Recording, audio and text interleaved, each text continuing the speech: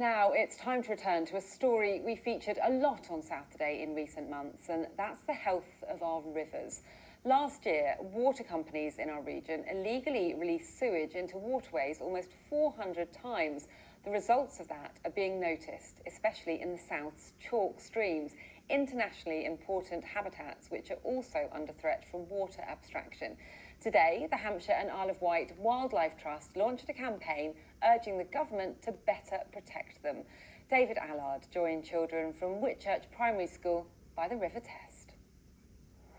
A net, a bucket and a pair of wellies. They're doing what kids have enjoyed for generations. We found loads of shrimp. We think we might have found a leech in there. These are sticklebacks. But what these youngsters from Whitchurch are finding in this chalk stream is changing. There's been lots of algae and stuff which we don't want, and so it shows that it's not a very happy river, and so it makes me feel quite sad. And these kids are looking really at the invertebrates, all of the bugs that make up the system. That can give you a really good indication of the health, and we're seeing that health decline. This is what they're blaming: unauthorised sewage discharges. These pictures show untreated sewage covered in white fungus in the River Lavant. It can stop plants from photosynthesising, it can prevent oxygen levels, it can make things very murky. The government has committed to cleaning up rivers by 2063. By then, these children will be 50. The Wildlife Trust says chalk streams need urgent legal protection now.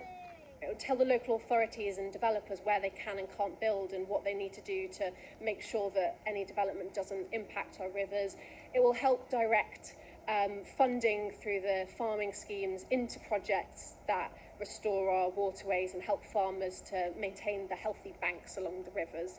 And it will also just mean that water companies have to invest in wastewater treatment works. The government says it's already tackling pollution with more investment, stronger regulation and tougher enforcement on those who do pollute. I'd like to be confident. I hope something will change. I think things are probably going to get a little bit worse before they get better, which is why it's so important that we're out here enjoying these kind of habitats, learning to love them so much, so that we can really put the pressure on for that political change, for them to make things better. A lesson these kids are learning. David Allard, BBC South Today, Whitchurch.